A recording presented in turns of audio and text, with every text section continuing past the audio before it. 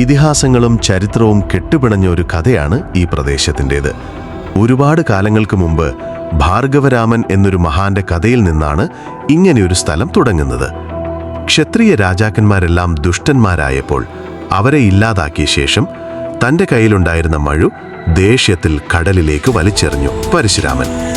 ആ മഴു ചെന്ന് വീണ ഇടത്തുനിന്ന് കടൽ പിന്നോട്ട് മാറി തെളിഞ്ഞു വന്ന മനോഹരമായ ഭൂമിയാണ് നമ്മുടെ കേരളം.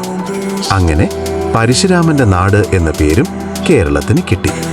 എന്നാൽ കഥ ഇവിടെ തീരുന്നില്ല.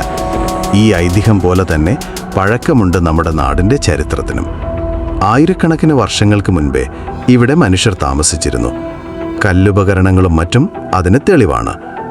പിന്നീട് ബുദ്ധമതത്തിൻ്റെയും ജൈനമതത്തിൻ്റെയും സ്വാധീനത്തിൽ അശോക ചക്രവർത്തി ഭരിച്ച കാലത്ത് അദ്ദേഹത്തിൻ്റെ രേഖകളിൽ കേരളപുത്രന്മാർ എന്ന് നമ്മുടെ നാടിനെപ്പറ്റി പറയുന്നുണ്ട്.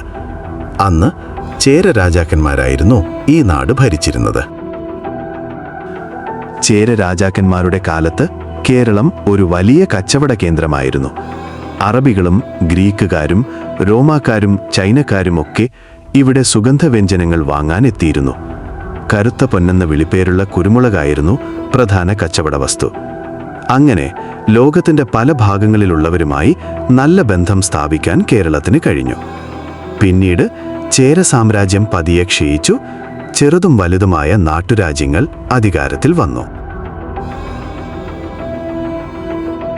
കടൽ കടന്ന യൂറോപ്പിൽ നിന്ന് പുതിയ അതിഥികളെത്തി. 1498 വാസ്കോഡ ഗാമ എന്ന പോർച്ചുഗീസുകാരൻ കോഴിക്കോട്ടെ കാപ്പാട് കടപ്പുറത്തിറങ്ങിയതോടെ കേരളത്തിൻ്റെ ചരിത്രത്തിൽ ഒരു പുതിയ അധ്യായം കുറിക്കപ്പെട്ടു. പോർച്ചുഗീസുകാർക്ക് പിന്നാലെ ഡച്ചുകാരും ബ്രിട്ടീഷുകാരും എത്തി.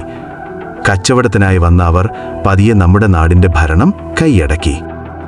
സ്വാതന്ത്ര്യത്തിനു വേണ്ടി രാജ്യം മുഴുവൻ പോരാടിയപ്പോൾ കേരളവും അതിൽ പങ്കുചേർന്നു. തിരുവിതാംകൂർ, കൊച്ചി, മലബാർ എന്നിങ്ങനെ മൂന്നായി കിടന്ന നമ്മുടെ നാടിനെ ഒന്നാക്കണം എന്നൊരാഗ്രഹം എല്ലാവർക്കും ഉണ്ടായിരുന്നു.